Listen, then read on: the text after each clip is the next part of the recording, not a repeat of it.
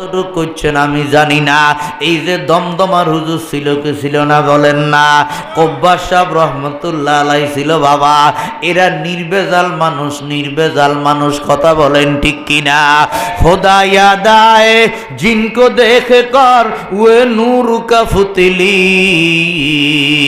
नबूवत की वे वारिस है वही है जिल्ले रहमानी वही है जिनकी सोने को फजीलत है इबादत फर वही है जिनकी इत्तिका फर नाज करता है मुसलमानी रहे दुनिया में और दुनिया से बेताल्लुक हो फिरे दरिया में और काफले को हरगिज ना लगे फानी अला इन्ना औलिया अल्लाह ला खौफुन अलैहिम वला हुम यहज़नून अल्लज़ीना आमनू व कानू यत्तकून लहुमुल बुशरा फिल हायातिद दुनिया व फिल आखिरा। আল্লাহর ওলিদের সত্য রে বাবা।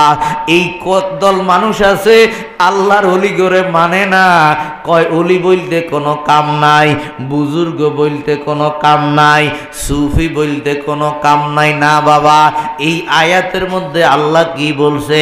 আলা ইন্না আউলিয়া আল্লাহ, আল্লাহর ওলি। ও ভাই, আল্লাহর ওলি আমরা সবাই হইতে পারবো? সুবহানাল্লাহ বলেন না। নবী হওয়ার দরজা বন্ধ, কথা কন ঠিক কিনা? কিন্তু ওলি হওয়ার দরজা বন্ধ হইছে না। ওলি কেমনে হইবেন? আল্লাহ বলে আল্লাযীনা আমানু, যাদের এক নম্বর গুণ হবে ঈমান খাঁটি, শিরিক নাই, কি নাই, মাজারে সেজদা করে না, ফিরের নামে মান্নত করে না, গায়রুল্লাহর সামনে মাথা নত করে না। আল্লাহর হাবিব বলে ওয়াইন কুতিলতা আও হুররিকতা, যদি তোমাকে হত্যা করা হয়, যদি তোমাকে আগুনে জ্বালিয়ে দেওয়া হয়, তারপরেও কখনো গায়রুল্লাহর সাথে মাথা নত করবা না, আল্লাহকে বাদ দিবা না।